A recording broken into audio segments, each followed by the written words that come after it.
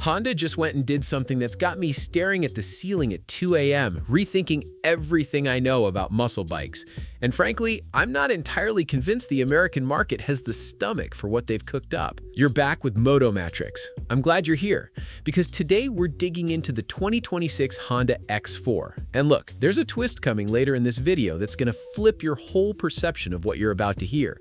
So don't you dare click away. Seriously, just hang tight. Where else would we start but the heart of the beast, the engine? See, Honda doesn't just bolt together motors like some assembly line afterthought. They craft manifestos. And the 2026 X4? Its manifesto reads 1284cc liquid-cooled inline-four. That number's practically sacred. Same displacement that put the original 97 X4 on the map, back when the world was losing its mind over the Spice Girls and dial-up internet. But this isn't some lazy heritage play where they dusted off old blueprints. They went back to square one, ground-up rework. DOHC, 16 valves, somewhere in the ballpark of 130 horsepower and 125 newton-meters of torque. And if those figures don't quicken your pulse even a little, check your vitals. Peak power hits around 8,000 RPM, sure, but the real story here is that mid-range grunt. It's stout, properly stout. The torque curve is so plump through the middle that you don't have to wring its neck to feel it haul. You twist the throttle at 50 miles per hour and the bike lunges forward like you've personally insulted its ancestors. It's almost rude. I kinda love it. Now, a quick aside that actually matters, so stay with me. Honda slapped a 6-gear box on this thing with a quick shift system. No clutch pulling on upshifts. Might sound like a footnote, right? But on a bike this heavy, this quick, it completely rewires how the machine behaves when you're carving up a canyon road. It's smooth in a way that's almost dishonest. The kind of smooth where you glance down at the speedometer and mutter something unrepeatable because somehow you're doing triple digits without even noticing. How does that even happen? And yet, what does it actually look like? I mean, spec sheets are fun for bench racing nerds. I'm one of them, no shame. But nobody drops real money on a muscle bike because of a spreadsheet. Honda 2026 X4 wears what I'd call aggressive on purpose styling. Honda kept the original's DNA intact, that low-slung, stretched-out predatory stance that made the first gen look like it was always about to pounce. But the updates? Sharp, almost severe. There's this LED headlight with a horizontal light signature that you'll clock from a mile away, distinctive in a sea of same old. The fuel tank's got these sweeping, muscular shoulders that melt into a tight, almost delicate tail section. And the exhaust? Oh, the exhaust.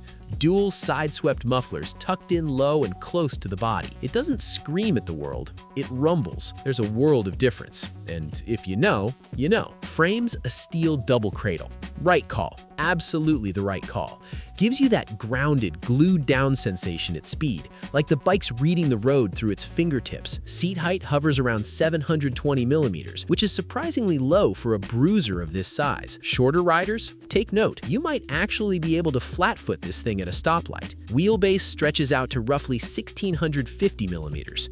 Long, stable, exactly what you want when you're feeding 130 horses to a rear tire on an empty stretch of highway at dusk, with nothing but your thoughts and the hum of the motor. Tires. Nearly forgot. 120/70 up front on an 18-inch wheel, and a chunky 190/60 out back on a 17-inch rim. That rear contact patch is enormous, and you feel it in every corner. The bike talks to you through the rubber. It grips, it communicates, it holds a line like it's on rails. Reassuring, but never boring. Okay, real talk for a moment. Let's have the conversation nobody wants to have. Who is this bike actually for? Because, and I cannot stress this enough, it ain't for beginners, not remotely. This is a machine for the rider who's already got miles in their bones. The kind of rider who understands that controlled aggression and just going fast are two entirely different philosophies. Honda gets this, which is why the electronics package feels so deliberate. 3 riding modes, Honda selectable torque control, and it actually works without nagging you like an overprotective parent. Combined ABS on the brakes, a TFT display that feeds you everything you need without turning your handlebar into an iPad. It's restrained, purposeful, very Honda in the best possible way. Braking? Dual 310mm discs up front, clamped by 4-piston radial calipers. Single 276mm rotor out back. If you've ever grabbed a desperate fistful of brake at 90 miles per hour and felt that instant, unshakable certainty that you're going to be okay, that's these brakes.